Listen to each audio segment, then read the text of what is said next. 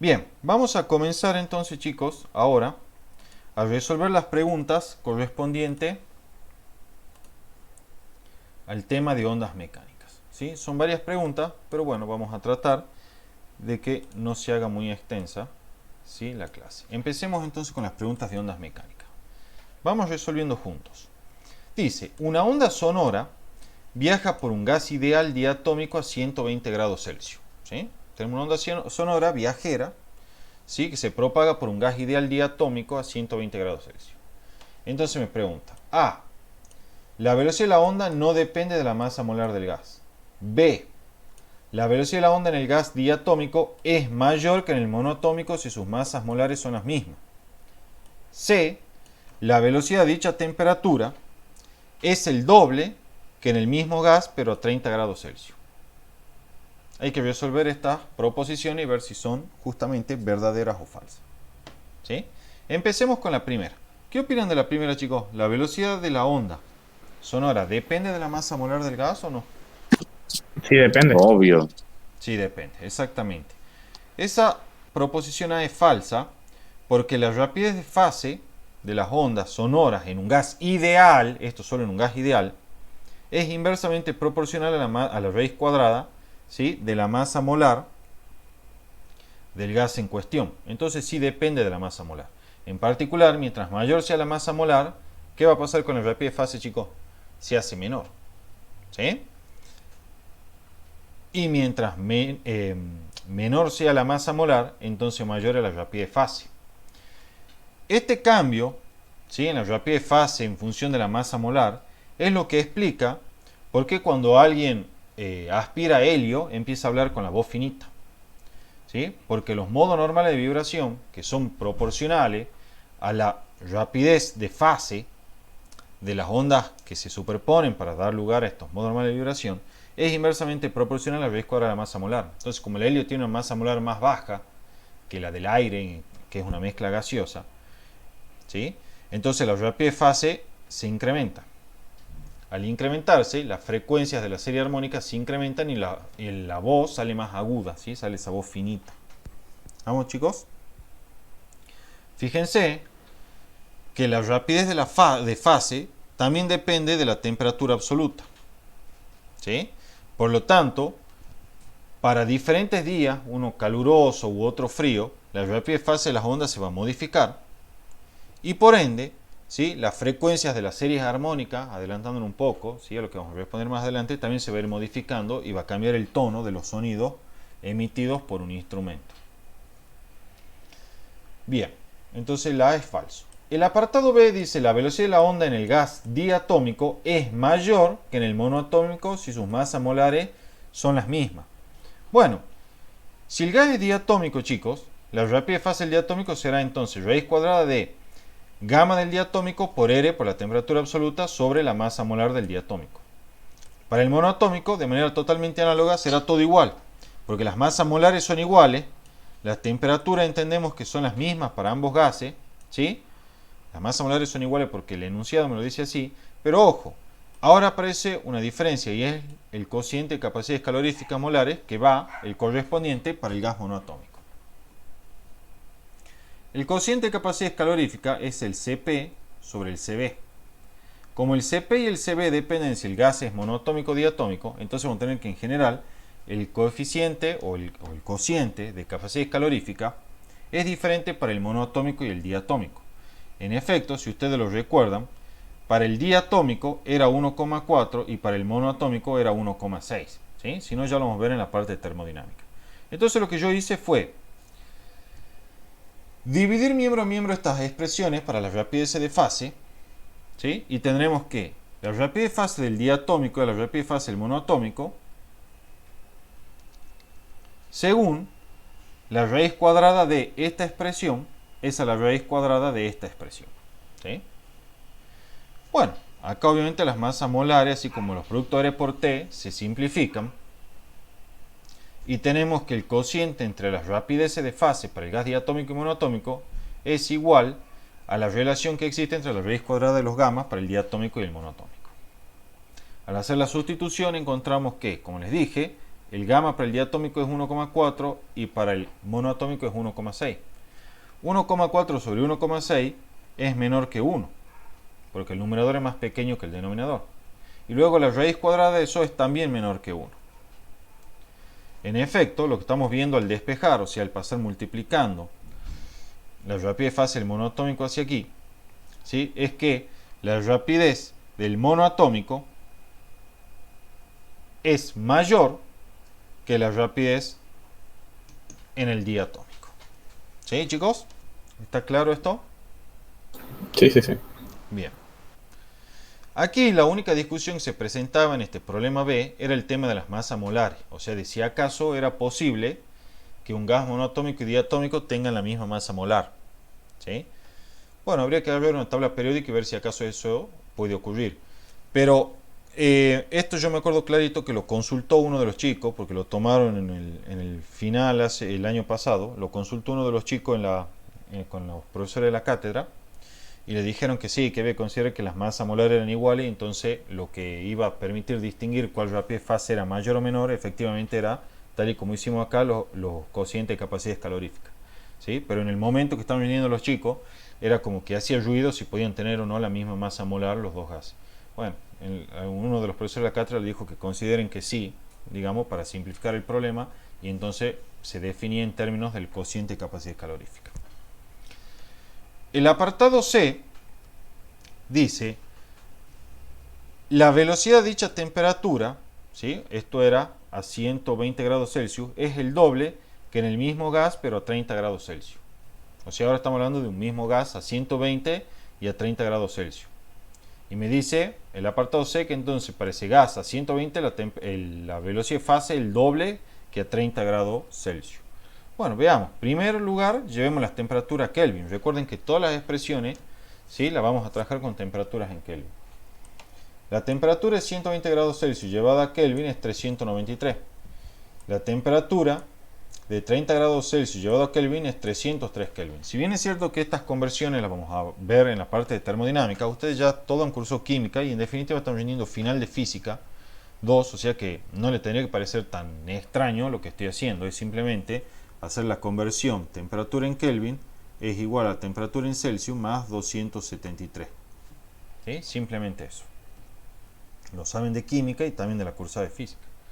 Entonces, evaluemos la rapidez de fase para cada una de estas temperaturas. Cuando la temperatura es 120 Celsius, entonces la rapidez de fase vendrá dada por gamma R, 393 Kelvin sobre la masa molar raíz cuadrada. Y cuando es de 30 grados Celsius, será rapidez de fase es gamma R por los 303 Kelvin sobre la masa molar.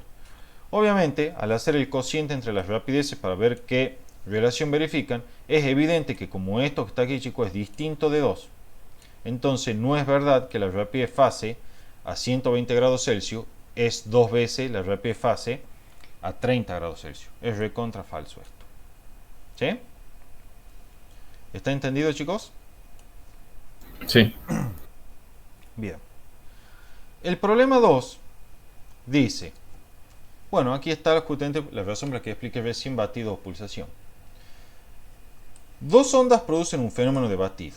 Entonces, el tono del batido, cuando dicen tono quiere decir la frecuencia de batido, es la semisuma de la frecuencia de las ondas que se superponen. ¿Qué opinan de eso?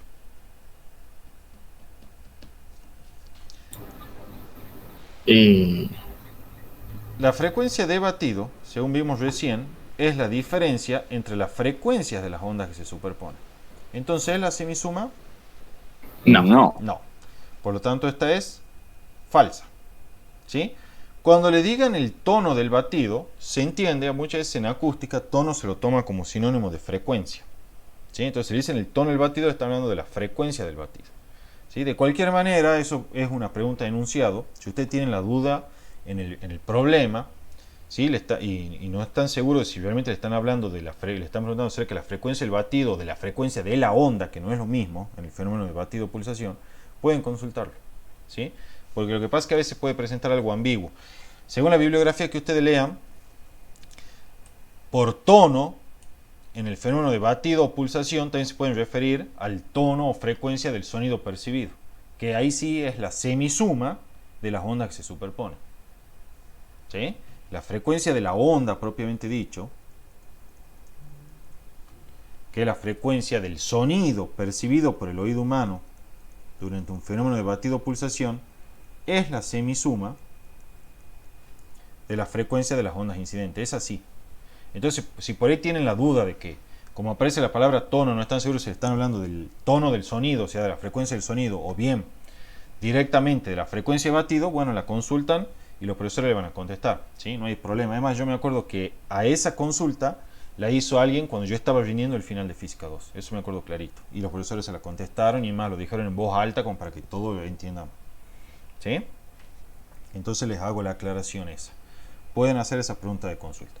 Acá, sin embargo, como me habla de tono del batido, entiendo que me habla de la frecuencia del batido, la cual es simplemente la diferencia entre las frecuencias de las ondas incidentes. Aunque no lo pregunte, la frecuencia del sonido percibido durante el fenómeno de batido-pulsación sí es la semisuma, ¿sí?, de las frecuencias de las ondas incidentes. O lo que es lo mismo, el tono del sonido, no hablo del tono del batido, el tono del sonido percibido sí es la semisuma de la frecuencia de las ondas incidentes. Por eso es muy fino, hay que tener cuidado, ¿sí? No es lo mismo hablar del tono del sonido en un fenómeno de batimiento que hablar del tono del batido, ¿sí? Hay que tener cuidado. El tono del batido es la diferencia entre la frecuencia y las ondas. Y el tono del sonido producido en el fenómeno de batido-pulsación es la semisuma de la frecuencia, ¿sí? Por eso, si usted tiene duda en el examen, lo consultan, pregunta enunciado. ¿Sí? Por eso se está refiriendo a la frecuencia de batido o la frecuencia del sonido en el batido, que no es lo mismo, ¿sí? Bueno, y acá sí lo dice. El apartado B, esto ya es claro, dice la frecuencia de la onda resultante es la semiresta de la frecuencia que se superponen. Acá no hay más duda. Como hablan de la frecuencia de la onda resultante, ya vieron que la frecuencia de la onda resultante es la semisuma. Acá, sin embargo, me habla de la semiresta. Por lo tanto, esto es recontra falso. ¿Sí? ¿Quién es la semiresta? La semiresta, F1 menos F2 sobre 2, es la frecuencia con la cual está modulada la función de amplitud o la envolvente. ¿Sí? Acá están las respuestas. En batido-pulsación, la función de interferencia temporal y de t es menos 2a, bueno, por coseno, y aquí está todo lo que explicamos. De omega 2 menos omega 1 sobre 2 por t, seno de omega 1 más omega 2 sobre 2 por t. Esta componente de baja frecuencia, y sé que de baja frecuencia porque aparece la semiresta acá, ¿sí?, es la función de amplitud, es la envolvente. Esa es la famosa amplitud modulada, está modulada por la función coseno. Y la frecuencia de modulación es la frecuencia de esta función amplitud, que es la semiresta de la cual le acabo de hablar. Por otro lado, la frecuencia de la onda, chicos, es la semisuma que aparece aquí. ¿Ven? Ahí está, frecuencia de la onda. Y la frecuencia de batido es 2 veces la frecuencia de la amplitud, o sea, la diferencia entre la frecuencia de las ondas incidentes. Aquí está respondido todo de nuevo. La primera era falsa, porque la frecuencia del batido es esto que está aquí indicado, la diferencia entre la frecuencia de las ondas incidentes. Y el B también es falso, porque la frecuencia de la onda resultante es F1 más F2 sobre 2, o sea, la semisuma. Y aquí yo le hice la aclaración que en mucha bibliografía tono lo toman como sinónimo de frecuencia. ¿Sí? Y acá está una aclaración importante. La intensidad del sonido percibido, chicos, para el escucha que está en x igual a 0, varía con una frecuencia que es igual a la frecuencia del batido, o sea, el valor absoluto de F1 menos F2. ¿Está claro hasta acá? Sí, sí, sí. Bien. Bien. Bueno, este problema 3 me lo tomaron a mí en el final de Física 2. Por eso me lo acuerdo clarito y también sé que está bien respondido. Me dice, el problema 3 es un tren de ondas sinusoidales con igual amplitud e igual frecuencia viajan a través de una varilla de acero. Entonces la potencia media de las ondas longitudinales en la varilla son mayores que las transversales. Primera aclaración. Yo subí ahí en la parte del Classroom, ¿sí?, en la parte de ondas mecánicas y sonido del Classroom, y les recomiendo que lo vean, un PDF que tiene una página donde está sintetizada las ecuaciones que usamos para resolver este problema 3. Las ecuaciones que se utilizan en este problema 3 no están en el CIARS, sino que están en el Alonso y Fin, ¿sí?, en el volumen 2 del Alonso y Fin, que es un libro muy difícil de encontrar. Allí van a encontrar en el apunte que yo subí, y además en el Alonso y Fin, que la potencia media transmitida por una onda longitudinal que se propaga, ¿sí?, por una varilla sólida, tiene la siguiente forma. Es 2pi cuadrado por f cuadrado por ρ por b por a cuadrado y por s, donde s es la sección transversal de la varilla. Esta potencia media, fíjense, es independiente de la posición x del instante tiempo t. Eso también es pregunta de final, ¿sí? La potencia media se la puede evaluar en cualquier elemento de la varilla, o sea, cualquiera sea la coordenada x del elemento, por ejemplo, supongo que sea la varilla. No importa si le evalúo por un elemento ubicado en esa coordenada x o le evalúo por un elemento ubicada en esta coordenada x. La potencia media transmitida por la onda longitudinal conforme se propaga por esa varilla es la misma para el elemento ubicado en esta posición x1 que para esta posición x2. O sea, es independiente de la coordenada x. De hecho, si dependiera, tendría que aparecer aquí alguna referencia a tal coordenada x. Y también es independiente del tiempo t, ¿sí? Porque la potencia media se evalúa en un periodo, ¿sí? Bien. Entonces, la potencia media depende del cuadrado de la frecuencia, del cuadrado de la amplitud, de la densidad del medio, densidad volumétrica del medio, de la rapidez fase de la onda en el medio y de la sección transversal del medio. Algo que es obvio, mientras mayor sea la sección transversal del medio, ¿sí?, mayor va a ser la potencia media transmitida a través de ese medio, porque son más las partículas o los elementos que están oscilando conforme pasa la onda longitudinal, ¿sí? Por tanto, se hace más trabajo por unidad de tiempo para desplazar o poner a oscilar esos elementos conforme aumenta la sección. Bien, esta expresión de potencia media, si bien es cierto que el Alonso Film la demuestra única y exclusivamente para ondas longitudinales, aclara que es válida para ondas longitudinales, vamos a suponer que es también igualmente válida para ondas transversales, ¿sí? De hecho, si ustedes trabajan algebraicamente esta expresión e identifican a ρ por s, ¿sí?, como la densidad lineal de la varilla, que de hecho lo es, van a ver que la potencia media de la varilla tiene la misma expresión que la potencia media correspondiente a una onda transversal que se propaga por una cuerda. Entonces, de allí que no sea tan ilógico pensar que para una onda transversal de una varilla también vale esta expresión de potencia media. Porque en efecto, digamos, una cuerda en cierta manera es, ¿sí?, como cuando se propaga la onda transversal, es como, en cierta manera como una varilla, ¿sí?, que tendrá su cierta sección y su cierta longitud. ¿Estamos? Entonces no es tan ilógico pensar que esa expresión de potencia media sea aplicable para ondas longitudinales y transversales. Entonces, ¿qué es lo que está ocurriendo acá? La rapidez de las ondas longitudinales es la raíz cuadrada del módulo de Young sobre ρ, que es la densidad volumétrica del medio por el que se propaga la onda. Y la de las ondas transversales, la raíz cuadrada de g, que es el módulo de corte, ¿sí?, del medio por el que se propaga la onda, dividida en la densidad volumétrica del medio por el que se propaga la onda. Ustedes saben que el módulo de Young es mayor que el módulo de corte.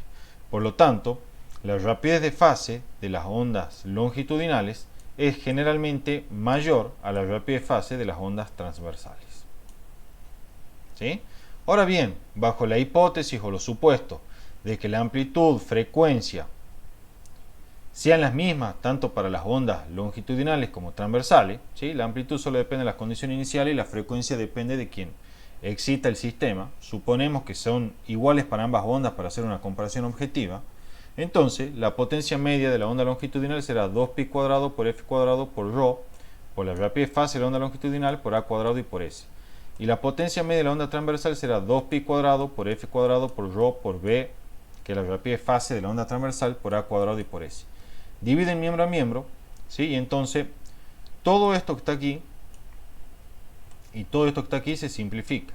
Como así también las amplitudes, que estamos suponiendo que son las mismas. Y como así también las secciones, porque las ondas se propagan en la misma varilla. Entonces, la potencia media de la onda longitudinal es a la potencia media de la onda transversal, como la rapidez fase de la onda longitudinal es a la rapidez fase de la onda transversal. Como ya sabemos que esta rapidez fase de la onda longitudinal es mayor que la de las transversales, entonces efectivamente este cociente de acá es mayor que 1.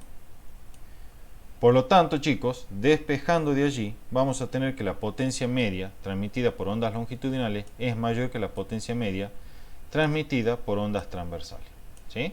por lo tanto esto es verdadero. ¿Está claro, chicos? Sí, sí, sí. Bien. Bueno.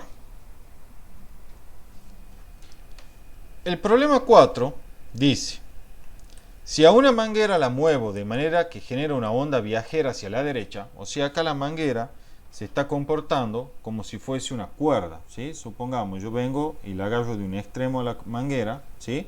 Le empiezo a agitar del otro extremo, digamos con movimiento armónico simple para establecer una onda armónica, y aquí entonces se va a propagar una onda de esta manera, una onda sinusoidal viajera. Entonces me dice, ¿cómo varía la velocidad de la onda si aumento la tensión? Bueno, como les dije, a la manguera la modelamos como una cuerda.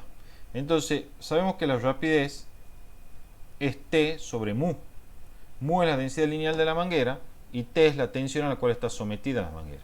Como incremento la tensión y la rapidez de fase es proporcional a la raíz cuadrada de la tensión, entonces ¿qué tiene que estar pasando con la rapidez de fase, chicos? Aumenta. Claro, se incrementa cuando aumentamos la tensión. ¿Sí? Y el apartado B me pregunta, ¿y si la lleno con agua? ¿Qué va a pasar con la manguera si la lleno con agua? Aumentará la densidad. Aumentará mu. Aumenta la densidad lineal, exacto. ¿Por qué? Porque si yo la Disminuye lleno la con velocidad. agua, exacto.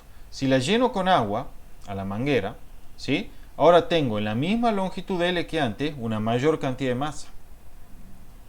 Entonces eso quiere decir que la densidad lineal, que es masa sobre longitud, se tiene que haber incrementado. ¿Sí? Por lo tanto, chicos,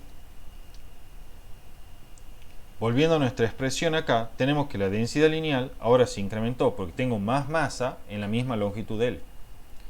Como se incrementó la densidad lineal, entonces la rapidez de fase B tiene que haber disminuido, ¿sí? Para una tensión dada fija. Entonces tiene que disminuir la rapidez de fase. Veamos la respuesta en detalle. Si la onda es transversal... Che, ¿sí? Gaby, Sí. yo siempre tengo que ir aclarando, digamos, las tensiones, con los supuestos que las tensiones son las mismas, ¿sí? O te lo Sí, tienen no que- estaría de más, digamos, no estaría de más porque ellos sí corrigen qué tan completa es tu respuesta. ¿Sí? Poner boca va que decir, disminuye nomás. Sí, está O sea, bien, pero se cae de maduro, pero yo lo tengo que poner, digamos. sí, lo Se tenés cae de que maduro que las justificar. tensiones son las mismas. Sí, en verdad no es tanto que se cae de maduro, digamos, son supuestos que tienen que hacer para que las comparaciones sean objetivas. ¿Sí? Pero tranquilamente podría ocurrir que te la modifiquen a la tensión también. ¿Sí? En Claro, ese por eso yo caso, puedo ya poner la... Claro, varios hipotéticos casos, digamos, puedo claro, poner yo. exacto. Pero vos ponerlo, digamos, al que es el más objetivo para hacer la comparación, que es suponiendo que la tensión no se modifique. Pero sí, no está de más que vos escribas los supuestos que estás haciendo, ¿sí? Pero como les digo siempre, tampoco escriban de más, porque no quiero que metan la pata, ¿sí? Pero sí, digamos, escriban por lo menos, expláyense un poquito, no sean tampoco tan escuetos, porque si no, sí le quitan puntos. Yo sé que sí les quitan puntos si es así muy, muy sencilla la respuesta, ¿sí? Tampoco escriban un testamento, simplemente lo básico, ¿sí? Como les dije acá, suponiendo que la tensión no se modifique, entonces al llenarlo con masa, con una masa de agua adicional, la densidad lineal se incrementa y la rapidez de fase disminuye. Chao, no digan más que eso, ¿sí? No se vayan mucho más allá. ¿Estamos? Bueno, entonces tenemos la rapidez de fase, ¿sí? Es raíz cuadrada de T sobre mu. Si aumento la tensión T, aumenta la rapidez de fase B porque la misma es proporcional a la raíz cuadrada de la tensión. Y si la lleno con agua, aumenta la densidad lineal, pues hay más masa en la misma longitud. Como la rapidez de fase B es inversamente proporcional a la raíz cuadrada de la densidad lineal, entonces si aumento la densidad lineal por llenarla con agua, entonces disminuye la rapidez de fase B. ¿Sí? Y ya está explicado el fenómeno. ¿Está claro, chicos, hasta ahí?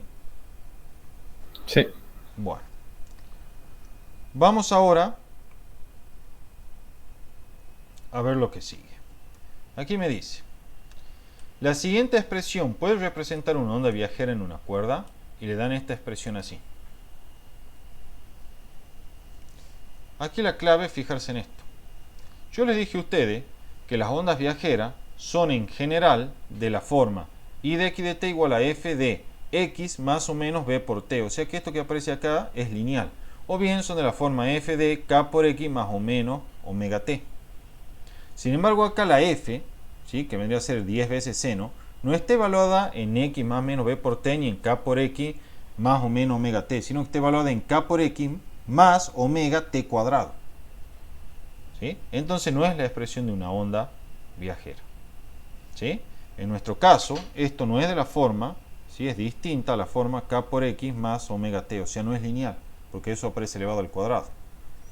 ¿Sí? Entonces no es una onda viajera. ¿Estamos, chicos?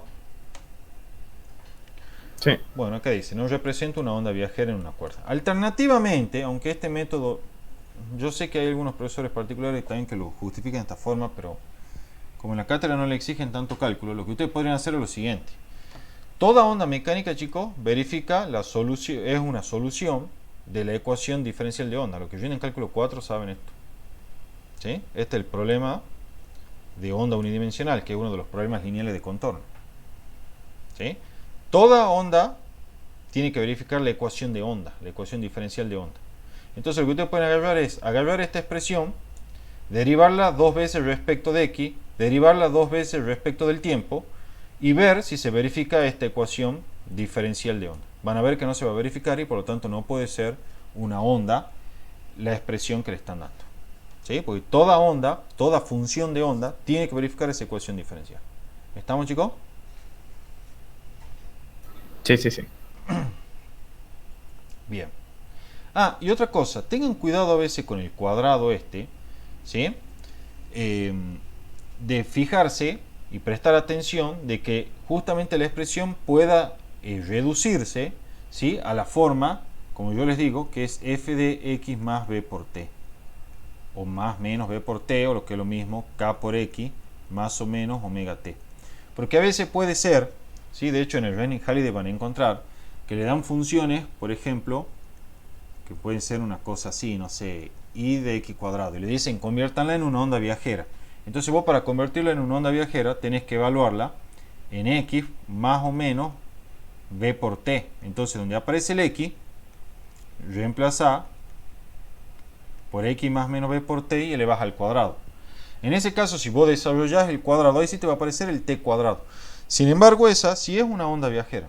¿Sí? Es una onda que se va propagando con rapidez fase b en el tiempo t. Entonces, fíjense, la idea es que se pueda reducir a esta forma. I de x más menos b por t. ¿Sí? En este caso concreto que tenemos nosotros, no se puede reducir porque, bueno, acá este es lineal y este solamente está elevado al cuadrado. Entonces ya sabemos que no hay forma de reducirla y esta no es una ecuación o función de onda. ¿Sí? Y si no, la otra, como les dije, verificando directamente en la ecuación diferencial parcial.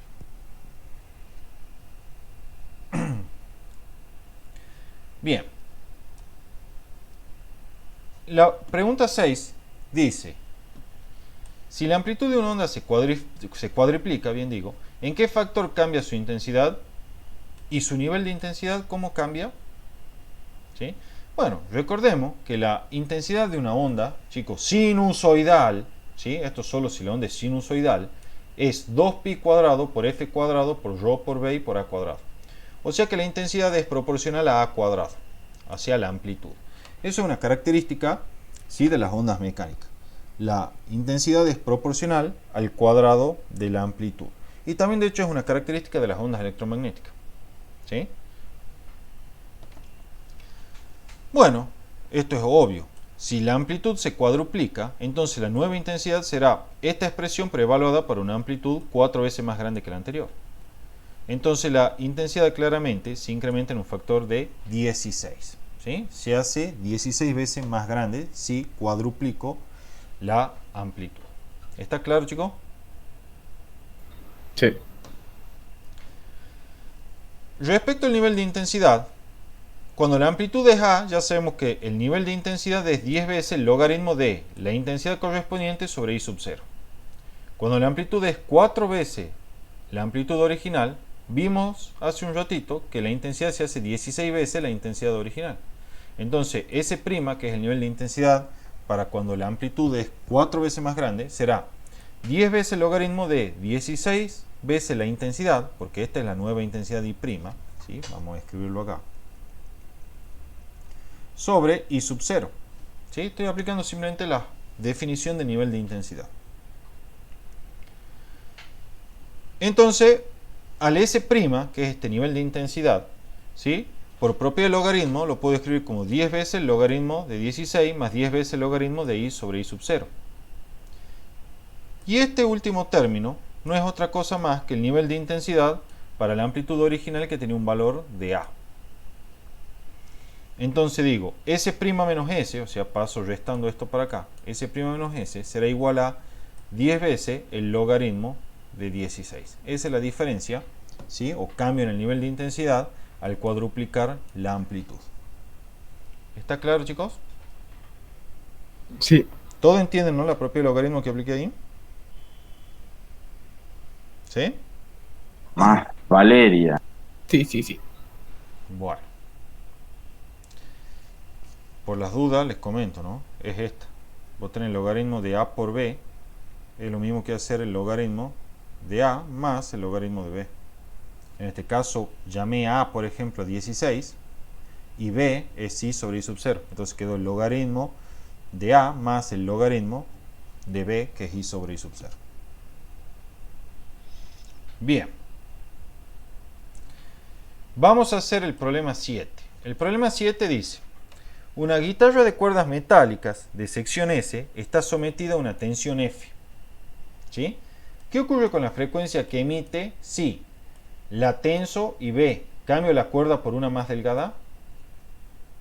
¿Qué creen, chicos? Ya lo hicimos a esto en la teoría.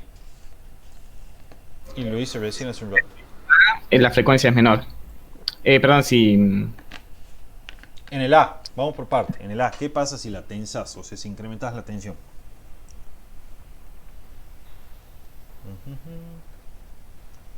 ¿Qué ocurrirá? Aumenta la velocidad de la onda que se propagaría por la cuerda Sí, y aumentaría la frecuencia. exactamente. Si ustedes recuerdan, chicos, en general, la frecuencia... Primero hagamos el modelo. El modelo de la cuerda de guitarra consiste simplemente en una cuerda fija en ambos extremos. O sea, la cuerda de guitarra la podemos modelar como una cuerda fija en ambos extremos. En tal caso, la frecuencia del enésimo armónico es n por b sobre 2L. Siendo un poco más explícito, como la rapidez fase en una cuerda fija en ambos extremos y raíz cuadrada de t sobre la densidad lineal, tendremos esta expresión así. Esta expresión me está mostrando que la frecuencia de la serie armónica es proporcional a la raíz cuadrada de la tensión, inversamente proporcional a la raíz cuadrada de la densidad lineal e inversamente proporcional a la longitud de L de la cuerda. ¿Sí? Entonces, si la tenso a la cuerda, estoy incrementando esta tensión T. Y por lo tanto, las frecuencias de la serie armónica se incrementan. ¿Estamos de acuerdo, chicos? Entonces aquí está la respuesta. Las frecuencias de la serie armónica se incrementan por ser proporcionales a la rapidez fase B. Y por lo tanto, a la raíz cuadrada de T. En el apartado B, si cambio la cuerda por una más delgada, yo puedo hacer lo siguiente. Miren, la densidad lineal se puede escribir como el producto de la densidad volumétrica por la sección transversal S de la cuerda. Entonces ahí tengo una expresión todavía más explícita que la anterior, que me muestra que las frecuencias del enésimo armónico es inversamente proporcional a la raíz cuadrada de la sección transversal de la cuerda. Entonces, si la cambio por una cuerda más delgada, lo que estoy haciendo es disminuir la sección. ¿Sí? Si disminuyo la sección, ¿qué está pasando entonces con las frecuencias, chicos? Aumenta. El sonido se vuelve más agudo. Eso es lo que explica por qué cuando ustedes trabajan o tocan una guitarra, en realidad, ¿sí? Si la tensan, o sea, si ajustan las clavijas, el sonido es más agudo. Y esto también lo que explica por qué dos cuerdas de la guitarra que tienen diferente sección transversal, porque hay cuerdas más delgadas y otras más gruesas, ¿sí? Aun cuando estén sometidas a la misma tensión, la que tiene la sección más gruesa va a tener un sonido más grave. ¿Por qué? Porque la frecuencia de la serie armónica para la sección más grande, o sea, cuando aumenta S, está disminuyendo la frecuencia de la serie armónica. ¿Sí, chicos? Bueno, aquí está justificado esto, ¿no? La densidad lineal es masa sobre longitud. La masa es la densidad de la cuerda, volumétrica desde luego, por el volumen de la cuerda, dividido en la longitud de L. El volumen, si es que a la cuerda la modelamos como un cilindro, que eso está bien, digamos, cuya sección transversal es S y esta es la longitud L, entonces la densidad lineal será ρ por S. ¿Sí? Entonces estamos viendo que la densidad lineal es proporcional a la sección para un material dado. ¿Sí? Dado que la densidad volumétrica ya saben que es una propiedad intensiva, no importa si yo cambio la sección, este ρ no se va a modificar. Entonces, el modificar la sección S solo me modifica esto de acá. El ρ permanece invariante y entonces la densidad lineal cambia. Bueno, entonces aquí está. Si la cuerda es más delgada, o sea, la sección disminuye, entonces la densidad lineal disminuye. Entonces la rapidez de fase aumenta, porque la densidad lineal disminuye. Y entonces la frecuencia, como es proporcional a la rapidez de fase, aumenta. Pues la rapidez de fase B había aumentado según razonamos recién. ¿Sí, chicos? Bien. Vamos a ver ahora, ¿sí?, la pregunta subsiguiente, que es la 8. La 8 dice: dos cuerdas de igual longitud tienen sus extremos fijos. O sea que le están diciendo que el modelo a considerar es la cuerda fija en ambos extremos. Esta cuerda tendrá una cierta longitud L. ¿Sí? Dice: ambas vibran en su modo fundamental. El modo fundamental es este así. Y emiten el mismo tono. Si emiten el mismo tono, ¿qué le están diciendo? Que la frecuencia fundamental de ambas son iguales. ¿Sí? Recuerden que el tono está caracterizado por la frecuencia fundamental. Las dos son de acero. Al ser las dos de acero, le están diciendo que las dos tienen la misma densidad volumétrica. ¿Sí? Pero una es más gruesa que la otra. Si las dos tienen la misma densidad volumétrica, pero una es más gruesa que la otra, ¿tiene la misma densidad lineal, chicos? No. No, las densidades lineales son diferentes. La cuerda de mayor sección tendrá mayor densidad lineal, porque tiene mayor masa en la misma longitud. ¿Sí? Recuerden que las longitudes, ¿sí?, son iguales, tienen igual longitud. Entonces me pregunta, ¿cuál está sometida a mayor tensión? Bueno, esto es sencillo. En primer lugar, cualquiera sea la cuerda de longitud L que esté vibrando en su modo fundamental, tiene una frecuencia que es igual a B sobre 2L. A su vez, la rapidez de fase es raíz cuadrada de F sobre mu. F es la fuerza con la cual está tensada la cuerda. Y a su vez, la densidad lineal es ρ por S. Entonces, cualquiera sea la cuerda, chicos, que esté vibrando, va a tener una frecuencia fundamental que es 1 sobre 2L por la raíz cuadrada de F sobre ρ por S. ¿Sí? Verifica esa expresión a frecuencia fundamental. Bien, esta va a ser entonces la frecuencia fundamental, digamos, para nuestra cuerda gruesa. Para la cuerda delgada, la expresión va a ser exactamente igual, ¿sí?, solamente que le voy a poner una notación primada para distinguirla de la anterior. ¿Sí? Yo sé que lo único que cambia es que en la otra la sección era S, y en esta es S', y en la otra la fuerza era F, y en esta es F'.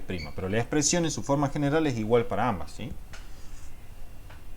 Y sabemos por hipótesis que la sección de S' es menor que S, o sea, hay una cuerda más delgada que la otra.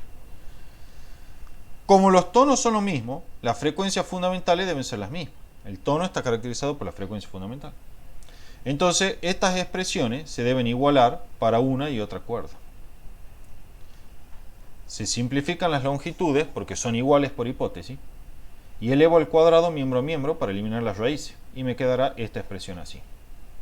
Las densidades volumétricas se simplifican porque la densidad volumétrica es independiente de la sección. Y me quedará F' sobre F, esa S' sobre S. ¿Sí? Y por lo tanto, como S', que era de la delgada, la sección de la cuerda delgada, es menor que la sección de la cuerda gruesa, ¿sí?, entonces este cociente de acá es menor que 1. Entonces al pasar multiplicando la F para acá, ¿sí?, me quedará F' es menor que F. La desigualdad no cambia de sentido debido a que tanto F' como F son positivos. Y entonces concluimos que la cuerda gruesa está sometida a mayor tensión. Algo que era evidente, porque nosotros sabemos que para igual tensión, la cuerda más gruesa emite sonido más grave. Entonces yo quiero que emita un sonido de igual frecuencia que una cuerda delgada, y bueno, tengo que compensar con la tensión. Tendré que tensarla aún más, ¿sí?, a la cuerda gruesa. ¿Está claro eso, chicos? Bueno, acá está la aclaración de recién, ¿no? Con el material es el mismo en ambos casos, ρ es el mismo para ambas cuerdas. Es una propiedad intensiva. ¿Sí? Me dicen que las dos son de acero. Cuando dicen que las dos son de acero, implícitamente están diciendo que tienen la misma densidad. ¿Alguna duda? No. Bien. Vamos a hacer el problema 9. Súper cortito. También lo vimos ayer. Dadas las ondas I1 igual a 10 por seno de K por X, ¿sí? Vamos marcando qué es cada cosa. Esto es K y esto es omega. De K por X menos omega T, y dada la otra onda, que es 5 seno de K, vamos a ponerle prima, de omega T, me preguntan, ¿pueden estar viajando en la misma habitación? El razonamiento es como sigue, chicos. Si viajan en la misma habitación, entonces están propagando en el mismo medio con la misma temperatura. Entonces la rapidez de ambas ondas debe ser la misma porque depende solamente del medio, ¿sí? Depende exclusivamente del medio. Recuerden que la rapidez fase con la que se propagan las ondas sonoras, por ejemplo, en el gas ideal dentro de la habitación, es este así. Como la habitación es la misma para ambas ondas, la temperatura, como la masa molar del gas y obviamente el cociente de capacidad calorífica será el mismo para ambas ondas, ¿sí? Porque el medio es el mismo. Entonces, la rapidez de ambas ondas debe ser la misma. En nuestro caso, para la onda 1, tenemos que la rapidez fase es omega 1 sobre K1. Ahí lo identificamos recién.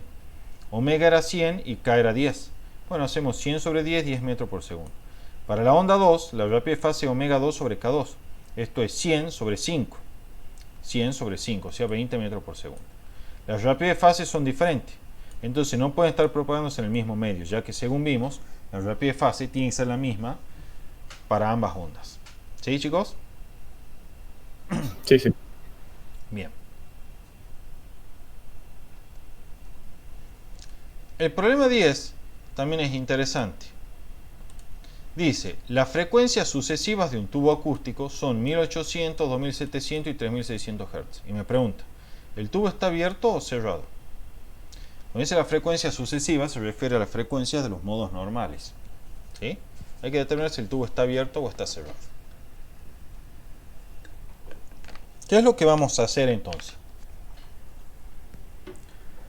Habría que ver, esas son las frecuencias, habría que ver la relación entre una frecuencia y la que Y le la sigue. otra, exactamente. Entonces lo que vamos a hacer es lo siguiente, vamos a hacer una suposición.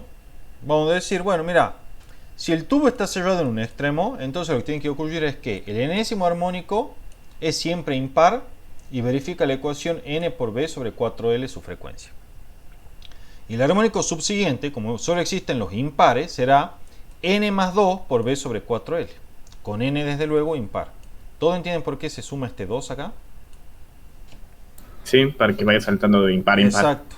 ¿Sí? Porque el n solo toma valores 1, 3, 5, 7. O sea que la diferencia en el orden del n entre armónicos sucesivos para el tubo cerrado en un extremo difiere en 2. 1 más 2 es 3, 3 más 2 es 5, 5 más 2 es 7. Entonces siempre el armónico sucesivo, ¿sí? O subsiguiente es n más 2 por b sobre 4L con respecto al enésimo armónico impar. Entonces, bien, con eso en mente yo digo, bueno, tomo dos frecuencias. Me dicen que estas son frecuencias sucesivas, 1800 y 2700 Hz. Bueno, entonces, la del enésimo armónico impar será 1800 Hz y verificará que n por b sobre 4L. Y el armónico subsiguiente será 2700 Hz, porque es el dato que me está dando el enunciado, y deberá verificar, por ser el armónico subsiguiente, una relación de la forma n más 2 por b sobre 4L. ¿Sí? O sea, si es un armónico subsiguiente y el tubo está cerrado, tiene que existir el n impar, de manera tal que se verifique estas dos ecuaciones simultáneamente. Divido miembro a miembro estas expresiones, me quedarán 1800 sobre 2700, el b sobre 4L se simplifican, porque la rapidez fase b es la misma para todos los armónicos, ¿sí? Y entonces, tenemos 1800 sobre 2700, es igual a n sobre n más 2. Despejamos el n de ahí y me queda que el único n que verifique esta relación es un n par. Pero eso es absurdo, porque en el tubo cerrado no existen los n pares, ¿sí? No existen los armónicos pares, solamente existen los impares. Entonces ya sé que el tubo no está cerrado. Y si no está cerrado, entonces ¿cómo está, chicos? Abierto. ¿Sí? Espera, en el abierto están los impares. ¿Cómo? Ah, cerrado en extremo, perdón. Sí, cerrado en un extremo. Sí. Está cerrado en un extremo, ¿sí? Entonces no existen los armónicos pares, por lo tanto esto que está aquí es un absurdo. No puede estar el tubo cerrado, porque eso implicaría que si los dos armónicos son sucesivos, el n tendría que ser par. O sea, estos dos armónicos deberían ser armónicos pares, múltiplos pares de la fundamental. Eso no ocurre. Solo existen los impares en un tubo cerrado. Entonces el tubo no puede estar cerrado. Entonces tiene que estar abierto. ¿Sí? Pero a modo de verificación veamos que efectivamente el tubo está abierto. Si el tubo está abierto, entonces ahora sí, los armónicos verifican la forma n por b sobre 2L y el armónico subsiguiente es n más 1 por b sobre 2L. Porque acá los armónicos están todos permitidos, tanto los pares como los impares. Y la diferencia entre armónico subsiguiente en el orden es la unidad. Por eso acá pongo el más 1. En nuestro caso, tenemos que un armónico, no sé cuál, el enésimo es 1800 Hz y por lo tanto deberá verificar n por b sobre 2L. Y el subsiguiente, por estar el tubo abierto, deberá ser n más 1 por b sobre 2L y por hipótesis es 2700 Hz. Bueno, divido miembro a miembro y despejo el n y me queda el n igual a 2. O sea, que me queda un armónico par, se me verifica. Entonces, efectivamente, el tubo está abierto. Más precisamente, la frecuencia de 1800 Hz está asociada a un n igual a 2 y es por lo tanto el segundo armónico. Mientras que la frecuencia de 2700 Hz está asociado al armónico 2 más 1, que es 3 y es el tercer armónico. ¿Sí?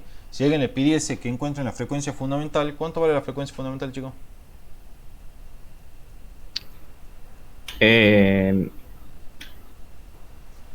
La fundamental, ¿cuánto vale?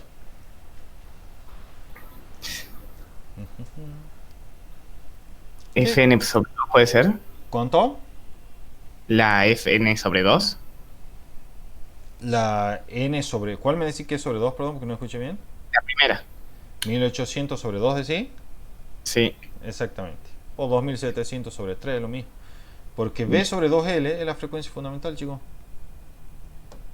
¿Sí? Esa es la frecuencia fundamental. Entonces basta con pasar dividiendo esto para acá o esto para acá y en cualquier caso sacás que la frecuencia fundamental es de 900 Hz. El segundo armónico es 1800, el tercer armónico 2700 y si le pidiese el cuarto armónico, ¿cuánto vale?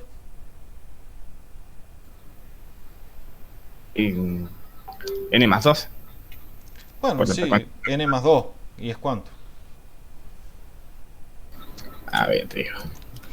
3600. ¿Sí? Lo que usted tiene que recordar, chicos, es que el enésimo armónico es n veces la frecuencia fundamental. Entonces, si voy a tener la frecuencia fundamental que es 900 Hz y yo te pido decime el quinto armónico, es 900 por 5. O sea, 4500 Hz. ¿Sí? En el caso de n igual a 3 o n igual a 4, ¿sí? Va a ser 2700 y 3600 Hz respectivamente. ¿Estamos? Sí, sí, sí. Bien. Bueno, este problema 11 es interesante también. Este también lo tomaron a mí en el final de Física 2. El 11. Dice, una moto viaja, es una aplicación de efecto Doppler. Una moto viaja detrás de un camión en la misma dirección. O sea que ya sé que el sentido de ambos es el mismo. Y además se mueven sobre la misma recta, ¿sí? Lo sobrepasa, o sea, la moto sobrepasa el camión. Si la moto lo sobrepasa el camión, ¿quién se mueve con mayor rapidez respecto del medio? ¿La moto o el camión? ¿Sí? El camión. ¿El camión? Sí, la moto lo está sobrepasando. La moto lo sobrepasa, sí. ¿Sí, estamos? Sí. Bien. Y el camionero toca la bocina una vez que la moto lo sobrepasa. ¿Sí? ¿Cómo es la frecuencia que escucha el motociclista en relación a la que escucha el camionero? O sea, es una aplicación de efecto Doppler. Acá tenemos la situación. Ojo, acá hay un poco confuso el problema en el sentido de que primero la moto te dice viaja detrás del camión y después lo sobrepasa. Cuando lo sobrepasa, te está diciendo dos cosas. En primer lugar, que la rapidez de la moto tiene que ser mayor que la del camión. ¿Sí? Porque si no, no podría sobrepasar. ¿Sí? Respecto del medio. Y en segundo lugar, el hecho de que el camionero toque la bocina después de que la moto lo sobrepasa, ya se entiende entonces que la moto está por delante del camión. O sea, si bien al inicio estaba por detrás, después, cuando toca la bocina el camionero, ya está por delante del camión. ¿Sí? Hay que tener cuidado con eso. Entonces, acá lo que vamos a tener es lo siguiente. La regla de signo que uso yo es la que me enseñaron a mí en la clase práctica, cuando yo cursé Física 2, esta me la enseñó el profesor Tanuré, ¿sí? El profesor Gastón, y que es la misma, por cierto, que aparece en el Sears. Dice, el sistema de referencia está en primer lugar siempre anclado en el medio sobre el cual se van a propagar las ondas. O sea que todas las velocidades están referidas respecto del medio. En este caso es el aire. En segundo lugar, el sentido del eje va desde el observador, o sea, de quien escucha el sonido, hacia la fuente que lo produce el sonido. En este caso el observador va a ser el motociclista, ¿sí? Y la fuente va a ser el camión desde el cual se emite el sonido, ¿sí? Pues toca la bocina el camión. Ahora bien, con ese sistema es con el cual yo voy a trabajar. La velocidad del observador, como ésta se está moviendo hacia la derecha, será entonces negativa para tal elección de ejes que hicimos acá. Recuerden que en realidad no es una elección, sino que es algo que se debe hacer así. ¿Sí? Acá no es como un problema de cinemática, que tienen la libertad ustedes de orientar el eje positivo en la dirección o sentido que quieran. Acá no. Acá siempre, para efecto Doppler, el sentido positivo va desde el observador a la fuente. O sea que en este caso el sentido positivo es hacia la izquierda. Como la moto se está moviendo hacia la derecha, entonces la velocidad de tal observador, que es el motociclista, será negativo respecto del sistema fijado. El camión también se mueve hacia la derecha, entonces la velocidad del camión, que es en este caso la fuente, también será negativa respecto del sistema considerado para hacer el estudio del efecto Doppler. ¿Sí? Si esto se hubiese movido hacia la izquierda, entonces serán positivas ambas. ¿Sí? Y bueno, y si uno se movía hacia la derecha y otro hacia la izquierda, entonces para uno era positivo y para el otro era negativo. ¿Sí? Para que se movía para la derecha era negativo y para que se movía para la izquierda era positivo. Como la moto lo sobrepasa el camión, chicos, entonces la rapidez del observador es mayor que la rapidez de la fuente. Recuerden que estas rapideces son medidas respecto del medio, que en este caso el medio es el aire. ¿Sí? Ahora bien, si le agrego signos menos adelante, se invierte la desigualdad. ¿Estamos de acuerdo? Si acá teníamos 5 es mayor que 3, ahora cuando le ponga menos y menos va a quedar menos 5 es menor que menos 3. ¿Sí? Invierto la desigualdad a multiplicar por menos 1 mi 1 miembro. Esto que está así no es otra cosa más que la velocidad del observador, la componente de velocidad del observador respecto del medio para la orientación de eje considerada. ¿Sí? O en verdad impuesta. Y menos velocidad de la fuente, menos rapidez de la fuente en realidad, es la velocidad de la fuente también, o componente de velocidad de la fuente, respecto del medio para la orientación de eje aquí indicada. Entonces tengo que la velocidad del observador es menor que la velocidad de fuente en componentes. Bueno, ahora solo aplicamos la expresión del efecto Doppler. La frecuencia escuchada por el motociclista, que es el observador, es igual a la frecuencia emitida por la fuente, que es el camión, y esta es también la frecuencia que escucha el camionero. ¿Sí? La frecuencia que escucha el camionero es la frecuencia real con la que emite la fuente. ¿Por qué? Porque no hay movimiento relativo entre el camionero y la fuente real, que es la bocina. ¿Sí? La frecuencia que escucha el camionero es la misma frecuencia con la cual emite la bocina. No hay movimiento relativo entre el camionero y la bocina. Recuerden que para que exista este fenómeno denominado efecto Doppler, que es el cambio relativo, ¿sí? Que es el cambio, en la frecuencia percibida debido al movimiento relativo entre el observador y la fuente, debe existir justamente tal movimiento relativo. O sea, uno se tiene que estar moviendo respecto de otro. La fuente se tiene que estar moviendo respecto al observador, o el escucha, como lo quieran llamar. ¿Sí? Como en este caso, el camionero y la bocina no se mueven uno respecto de otro, entonces no se produce el efecto Doppler. Es decir, la frecuencia escuchada por el camión es la misma, escuchada por el camionero, ¿sí? La frecuencia escuchada por el camionero es la misma frecuencia emitida realmente por la fuente, que es la bocina.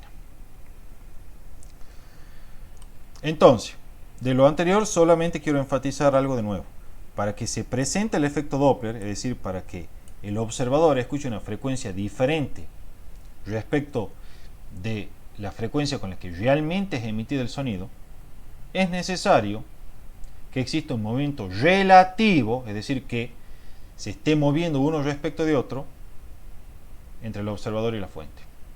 ¿Sí? O sea, el observador se está moviendo en relación a la fuente para que se perciba el cambio en frecuencia, que es lo que se llama efecto Doppler. Bien, la expresión para el efecto Doppler es la siguiente. Entonces, la frecuencia percibida por el escucha debido al movimiento relativo entre la fuente que emite el sonido y el escucha es igual a la frecuencia emitida, en realidad por la fuente, multiplicado por la velocidad del sonido respecto del medio, más la velocidad del observador respecto del medio, sobre la velocidad del sonido respecto del medio, más la velocidad de la fuente que emite el sonido respecto del medio. Cuando hablo del medio, es el medio por el que se propaga la onda, ¿sí? Bueno, ya sabemos que la velocidad del sonido, ¿sí?, en nuestra expresión de efecto Doppler va considerada siempre positiva, ¿sí? Esta se pone siempre positiva. Y la que van con signo son las componentes de velocidad del observador y de la fuente que llevan el signo acorde a la dirección del eje que está aquí indicado, ¿sí? Recuerden que esa dirección y sentido del eje no es arbitraria, sino que siempre la vamos a considerar del observador a la fuente, al menos según como aparece en el Sears, ¿sí?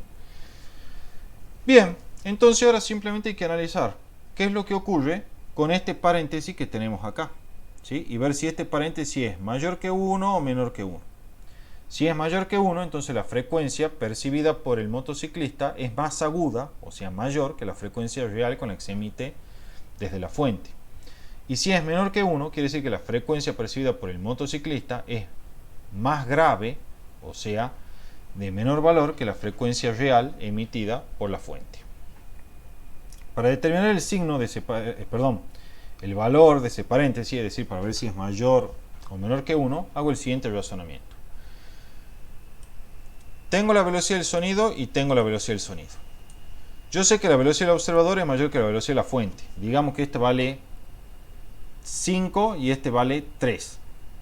Entonces, si yo a la velocidad del sonido le resto 5, el valor que voy a obtener es menor que el valor que obtendría si a la velocidad del sonido le resto 3. ¿Sí? ¿Lo ven todo eso? Supongamos que la velocidad del sonido sea 330 metros por segundo, que es una velocidad típica, digamos, de sonido. 330, 340. Si a esta le resto 5, me quedará 325 acá. Pero si a esta le resto 3, me quedará 327 acá. Entonces me quedará que esto de aquí es mayor que esto de aquí. Entonces cuando yo voy a mi paréntesis, que es esto que está aquí indicado, yo ya sé que este numerador, ¿sí?, que vendría a ser esto acá, es mayor que este denominador, que vendría a ser esto de acá. Por lo tanto, chicos, este paréntesis que está acá es menor que 1. Entonces, volviendo a mi expresión, como este paréntesis es menor que 1, concluimos que la frecuencia f' es menor que la frecuencia f emitida en realidad por la bocina del camión. En otras palabras, el motociclista escucha un sonido más grave, ¿sí?, o sea, de menor frecuencia. Y aquí está aclarado lo que le decía recién. La frecuencia con la que escucha el camionero es la misma con la que emite la fuente, pues no existe movimiento relativo entre el camionero y la bocina, ¿sí? Repito una vez más, porque eso es clave y siempre meten la pata. Para que se presente el efecto Doppler, primero, ¿qué es el efecto Doppler? El efecto Doppler es el cambio en la frecuencia percibida por un observador debido al movimiento relativo entre el observador y la fuente que emite el sonido. La palabra clave ahí es movimiento relativo. Para que haya tal cambio en la frecuencia percibida por el observador, es necesario que exista un movimiento relativo entre el observador y la fuente. No basta con que únicamente se esté moviendo el observador y la fuente.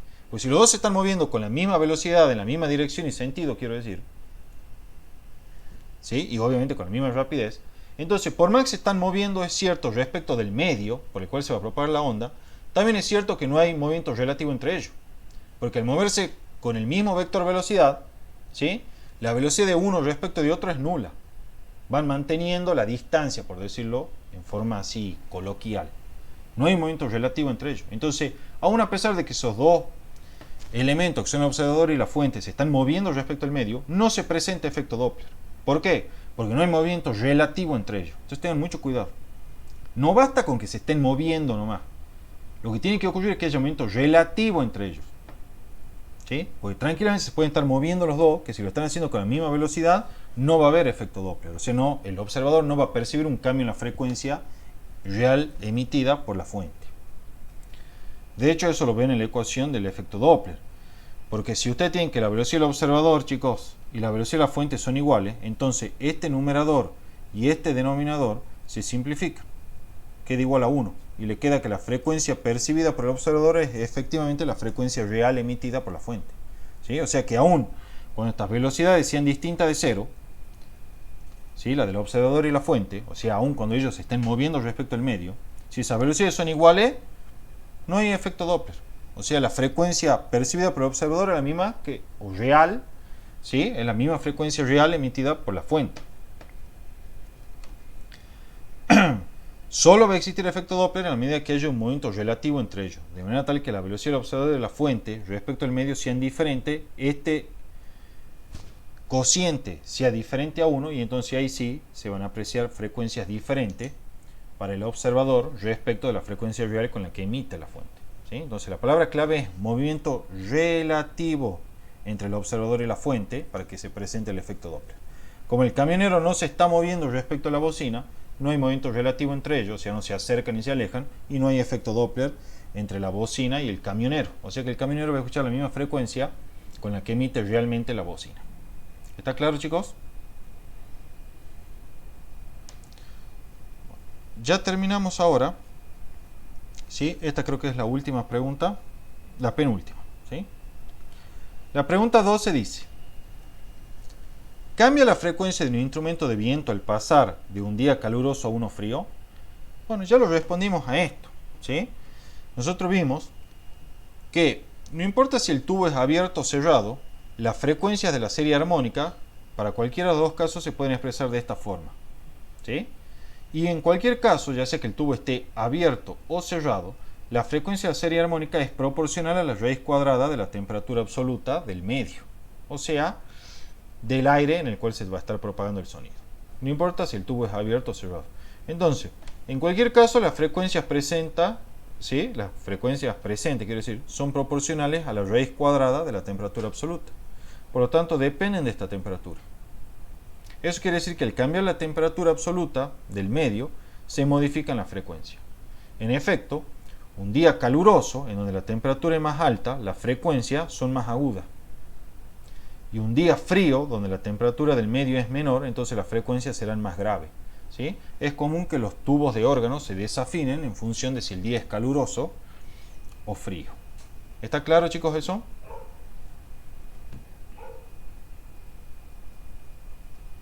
Bueno, vamos a ver entonces Sí. la última pregunta. Esta es la 13. Ya con esto quedan desocupados. Determine la diferencia. Gaby. Sí.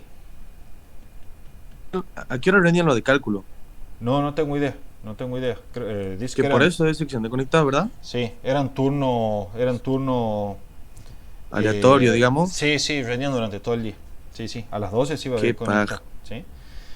Bueno, la 13 dice, Bueno, es la última esta. Determine la frecuencia entre los niveles de intensidad para dos ondas con el doble de intensidad, una con respecto de la otra. ¿Sí? Determina la diferencia entre los niveles de intensidad para dos ondas con el doble de intensidad, una con respecto de la otra.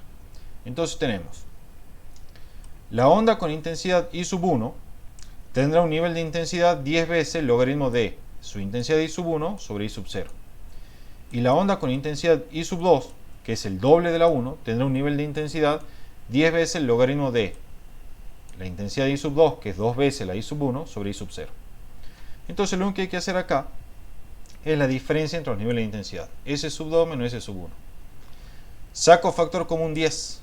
Y me quedará 10 veces el logaritmo de 2i1 sobre i sub 0 menos logaritmo de i sub 1 sobre i sub 0. ¿Sí? Estoy restando las expresiones para nivel de intensidad y sacando factor común 10 nomás.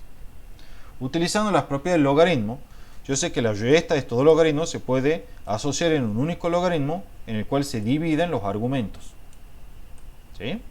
Estamos usando esta propiedad, que es logaritmo de a sobre b es igual al logaritmo de a menos el logaritmo de b. Entonces, al hacer esto, simplifico, ¿sí? El i1 con el i1, el i sub 0 con el i sub 0, y me quedará que es 10 veces el logaritmo de 2. Cuando vas a la calculadora, te queda 3 decibeles. O sea que la diferencia entre los niveles de intensidad cuando duplico la intensidad es de 3 decibeles. ¿Sí? Y con eso queda explicadas todas las preguntas. ¿Está claro, León? Sí, sí. Bien. Bueno, listo. Dejamos de grabar.